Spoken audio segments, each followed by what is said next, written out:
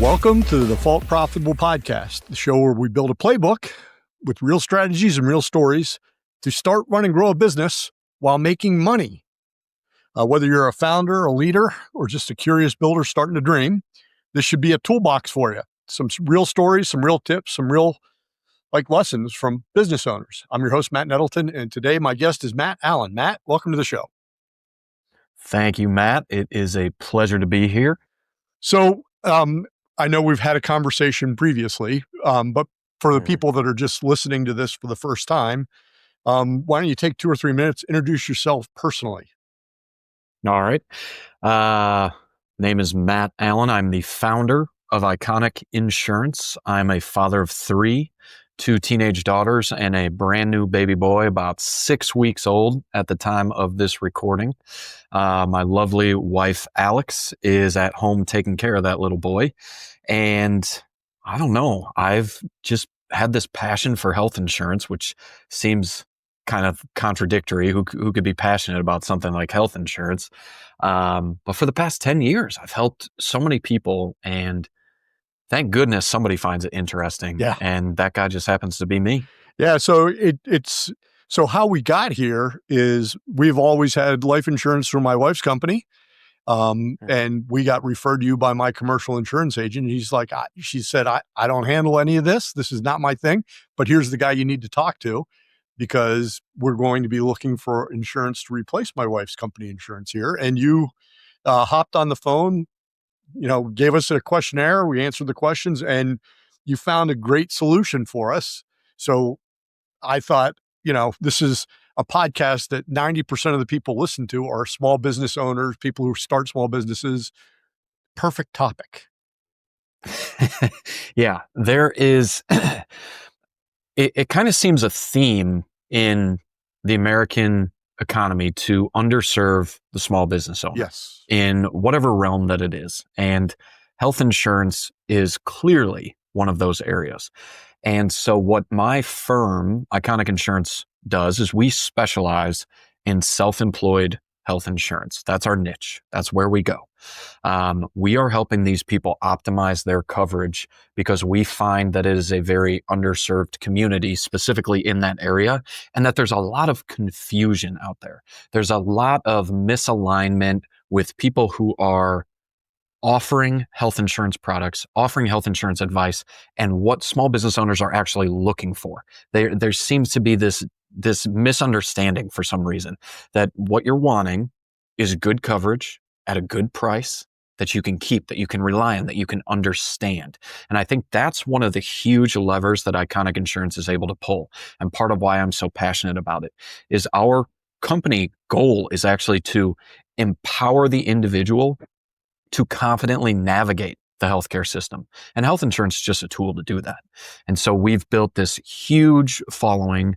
Our clients love us. We've got great products. We fit the right thing to the right person, and we just stay in our lane. And so by niching down and only doing health insurance, it allows us to really understand the situation, understand the products, understand the client, and get them what they need. So you started the company in 2015, correct? So I got into the business in 2015. I was actually working for somebody else for 5 years. Okay. And I learned a lot. I learned a lot about how to sell. I learned how to cold call. I learned rejection. I learned how to help people with claims issues and customer service and all this. But I think honestly, the biggest takeaway from that 5 years was I learned how I didn't want to run an insurance business. I think that's what I learned. All right. So then let's talk about that. So you started it because you didn't want to do things that way. So what were the things, the top 2 or 3 things that you're like, oh, here's how I want to do things? That's a great question. So when I first got into the business, it was a stepping stone. I just wanted to get some sales experience. I didn't want to make a career out of health insurance. It sounded painfully boring. I come from being, my background, I was actually a professional poker player for 3 years. So moving from something exciting like that, while still in risk management, I guess moving to insurance, it just seemed so boring. But I wanted to get my feet wet in the sales. And it took about 6 weeks of selling health insurance before I said, holy cow, there's a huge market here. And there's a huge opportunity here.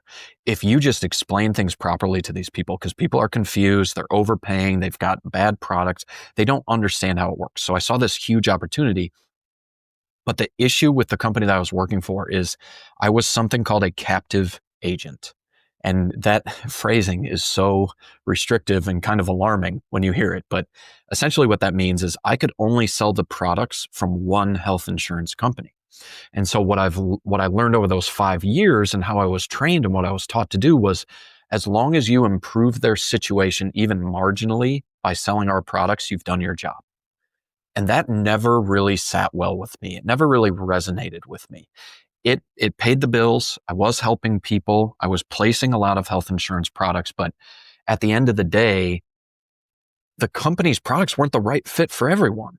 And that just, it ate away at me. And so the reason that I started Iconic Insurance 5 years ago was because I wanted to have the full suite of health insurance products available to address all the needs. I wanted to be able to sit down with anyone in any situation and have a product that worked for them, not just products from one company. So that's the number one takeaway of starting my own business.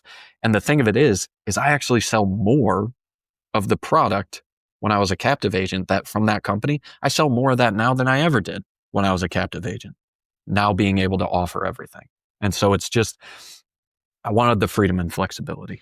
And so it's interesting because obviously in the background of this whole conversation, you have the Obamacare, right, debates and the subsidies. And, when we talked to you, you immediately went to the exchange and said, here's what you could do. Here's why it won't work.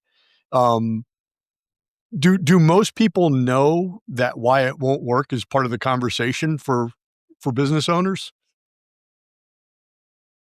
I think they deep down can feel and kind of resonate that, hey, this isn't really going to work. But I don't think they can articulate why. And I don't think the solution and the alternative is readily available to them. Because the majority of individuals, I talked to someone earlier today who's been renewing an ACA plan on the marketplace for 15 years. And just now, it's become unaffordable for them. I mean, it always was kind of unaffordable, but they reached their breaking point, essentially. And these are people who've had to shop for their own health insurance for a decade and a half, and they didn't even know about the alternative. So it's a marketing issue. It's a educational issue. And so when you say, do they understand why it won't work? I think they understand it won't work, but I don't think they understand why. And I don't think they understand the alternatives. Yeah. All right. So now to step back and look at just being a business owner, obviously you got passion on the health insurance and you got a clear understanding of that marketplace. But if you think back to, 2020-ish, when you started your own show, what are some of the things that you had to learn about being a business owner that surprised you that you needed to know? How long is the podcast? Episode 1 of 370. Being the decision maker was such a responsibility that I was not ready for. And I don't think anyone can truly fully prepare for it unless they've already done it before. But this was my first time starting a business, and I didn't quite understand the gravity of it because, you're your own boss, but you're also your own employee. And so if you slack off, if you take too many days off, if you don't show up, you're not going to get paid. But I had to become more of a boss to myself, if that makes any sense. And I didn't realize the full extent of what that would take. So it was simply responsibility, it was accountability, and it was showing up every day. Because for the first 2 years of owning the business, sales were stagnant. We weren't moving up. We weren't figuring it out. And so I had to understand that I'm in charge of the big picture. I'm also in charge of the day-to-day because I was a one-man show for the first 4 years. I've just recently hired help. And I didn't quite understand what all that entailed. And it took me a long time to realize that. And the number one thing that helped me was I have all these mentors that have never met me. And there are podcasts that I listen to, and there's books that I read. And there's this guy named Tim Ferriss. I'm sure you've heard of him before, 4 Hour Work Week. Yes. And one of his mantras, and I don't know if he stole it, but he said, "What would this look like if it were easy?" Ask yourself that. And so I finally took that advice and I sat down and I said, well, what would this look like if it were easy? And then I reverse engineered it from that easy moment and said, okay, how do I build it? How do I get to that easy part? And it was the most difficult thing I've ever done. Countless hours, late nights, weekends, and you gotta build it in the way that you want the company to end up looking like. So I actually started from the end and reverse engineered it, but it took about 2 years for me to figure out that that's the way to go. Yeah, that is that's a challenge. So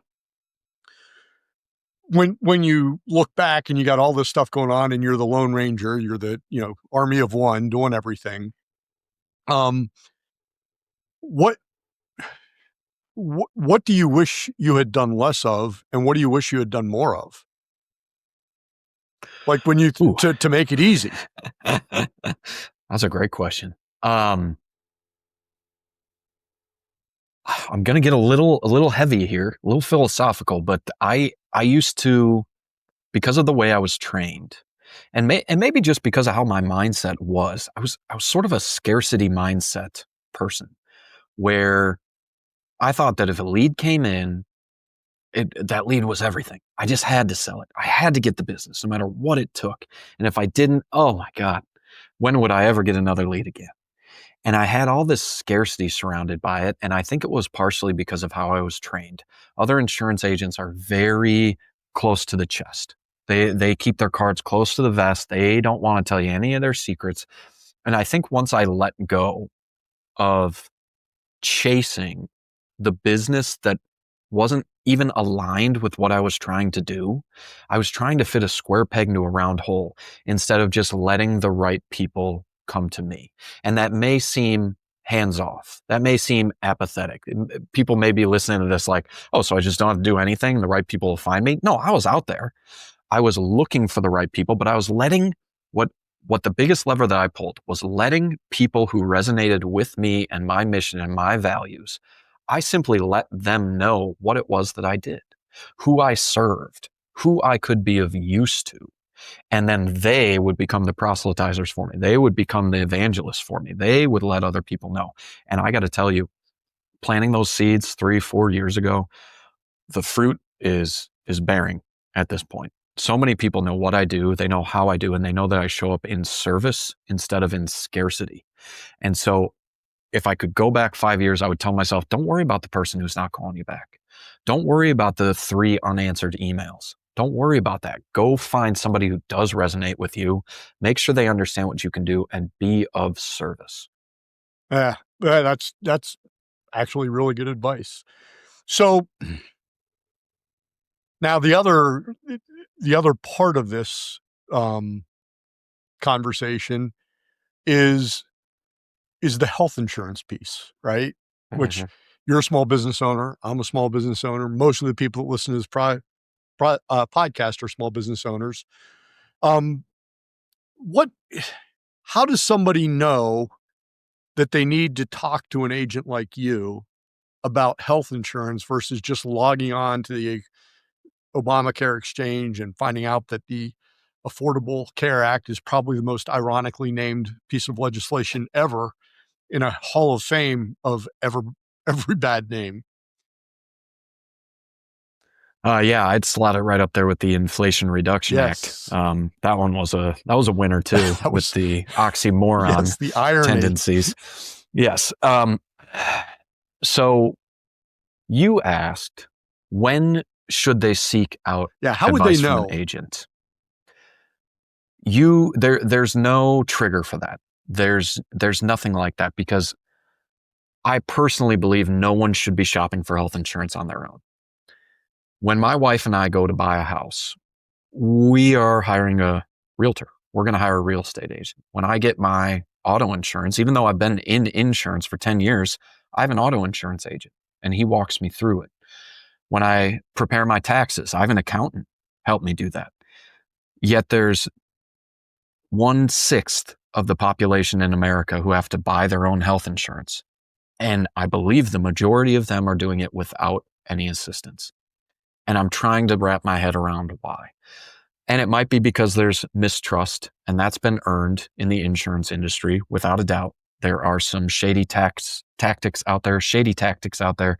There are some bad characters, without a doubt. But not utilizing an agent will only hurt you, in my opinion, because no agent, it never costs money to work with an agent. The agent gets paid a commission that's built into the price of the product already. There's no surcharge for it.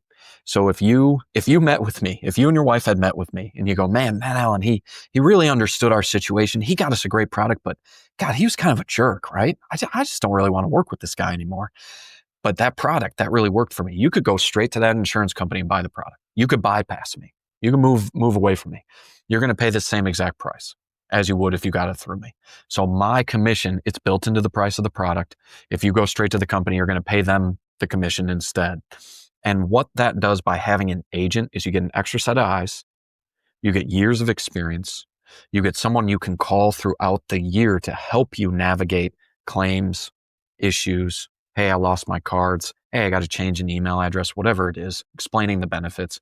There's no downside to it by utilizing an agent. And so when you're asking, what's that tipping point? When should they get an agent? Yesterday is my answer. Well, and so it's funny, since you and I have talked, my daughter, who's 25, had a major health incident. And she had it years ago, but we got our first bill 2.5 years after her treatment this morning. 2.5 years? 2.5 years. And, she's like, well, who do we call? And my wife's like, well, I'm not with the company that we had insurance through anymore, so they're not going to care. So, because we did not have an agent that took care of us, we're kind of up the creek on handling it with a professional. Now it's just going to be brute force and like vigor to get this sorted out. But the idea of having an agent that you can call, even if you don't find them personably attractive, I can't stress that enough. I think that's the one thing that I really wanted to get you to talk about, is that, an agent for health insurance is super important. And it's nice if you have it through your company, but if you leave the company, they're not like waiting for you to call so that they can help you. The insurance company that was hired by the company that you work for, they could care less about you. You're not the premium payer. The only person that you could possibly have aligned with you is the agent that sells you personal insurance. So I think that's sadly an important thing. And there are a lot of people who are hesitant to use an agent, and I'm okay with that. If you want to figure it out on your own, I have no objection to that. But if you can find an agent who you do find personally attractive to work with, there's no harm in it. Right. You will only benefit it. You will have an advocate, because if I can pull back the curtain a little bit on how I get paid, there's a percentage of every health insurance premium that is relegated for commission. Yes. And so if you have an agent, that small percentage goes to the agent. If you don't, it goes to the insurance company. Now, the agent will only continue to receive that small percentage month after month if you keep renewing the plan. So your best interest now becomes my best interest, because I want a lifelong client. I don't want a client for 3 months, because then I'm only paid for 3 months. Right. I want you to have success. I want you to be happy and satisfied and like your insurance. Well, I don't know if anybody likes their insurance. Tolerate your insurance. Because it's in my best interest too. And so I really like that dynamic. I really like that setup. And it essentially puts me in a place where my business will succeed as long as I do the right thing. Right. Yep. What more could I ask for? That is good. So now the next question is, I'm sure you have friends. I mean, you got kids end up dragging you in front of other adults. I've got 3 kids also, so I'm familiar with the concept. And I'm sure you have some of those people come to you and say, hey, I'm thinking about leaving the big megacorp and doing my own thing, right? When somebody comes to you and Absolutely. says that, because you're clearly a business owner, so they might as well ask you what's involved. How do you handle that conversation? What do you talk about with them? So I can only speak to the actual aspect of being a business owner and the health insurance aspect. But I will say a lot of them are afraid to make the jump, not because they're afraid to leave behind the old job, but they're typically afraid to leave behind the benefits. And some of them are hesitant to, now I've got to be the one that makes the engine go. Somebody I heard on a podcast one time said the most addictive thing in the world isn't drugs. It's not alcohol. It's a biweekly paycheck. It's the most addictive thing in the world. People cannot break away from it. And I say to jump. I say to go for it. I've had friends where they grew up and they did the safe thing, quote unquote. Yeah. They went and got the job and they got the 401k match and they got the, benefits through the job, and then they got laid off. And I'm now saying, okay, so what was safe and secure about that? Yeah. You were deemed replaceable by some higher up who probably never met you. At the drop of a hat, you were a number and a name on a piece of paper. That doesn't feel safe or secure at all. You know what feels safe and secure is when Matt Allen and Matt Allen's family relies on Matt Allen to provide them with health insurance, to provide them with a retirement strategy, to provide them with income. Because now I can wake up and I can say, hey, what am I going to do today to succeed? And I'm in full control of that. Now, it took me a long time to get that mindset. Yes. Because at first it's very scary. But that's what I would tell people. I would say the actual most safe and secure thing you can do for your family is to be your own boss. Because now you're in charge of it top down. It's completely vertically integrated. You're the boss, you're the employee. And when it comes to the portion of health insurance, hey, I'm here for that too. I can help you take a look at it. Perfect. All right. So final question, 2025, Matt, goes back to sit down. The 2019, Matt, the night before you open your agency and you say, hey, listen, I'm 5 years in the future. Everything works out. It'll be fine. By the way, tomorrow when you start, do this thing first. Here's where you start. What's that thing? What's the first thing? Wow. That is an amazing question. Wow. I think I would tell him to concretely figure out why you're doing this. To take a full day, don't worry about getting leads, don't worry about your networking, don't worry about an email marketing campaign. Not today. Today, figure out why. Figure out your values. Figure out what makes this so worthwhile to you, because then you'll be able to get up the next day and the next day and the next day and have a purpose and a drive and a reason behind it. And as long as you are doing that with the intention of providing service, not selling, providing a service to people that they find valuable, you will always have business. I think that's what I would say. Perfect. Any other advice for somebody that's just starting a business that you want to throw out there? I think I would hammer home on service. I'm looking at our wall. We've got painted on there my client success manager. She put these up there. Our 5 company values, and the top one in the biggest letters is service.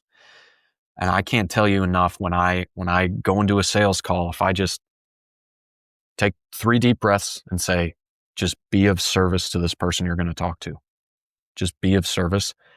I can't tell you how much that does for my business. So I would say be of service. That's great advice. Mm-hmm. So, well, thanks for joining us as a guest. Appreciate it. You were excellent. My pleasure. And if you're listening, 3 ways you can help. Leave a review, hit subscribe, share an episode. And we'll be back next week. Until then, stay focused, keep working, stay profitable.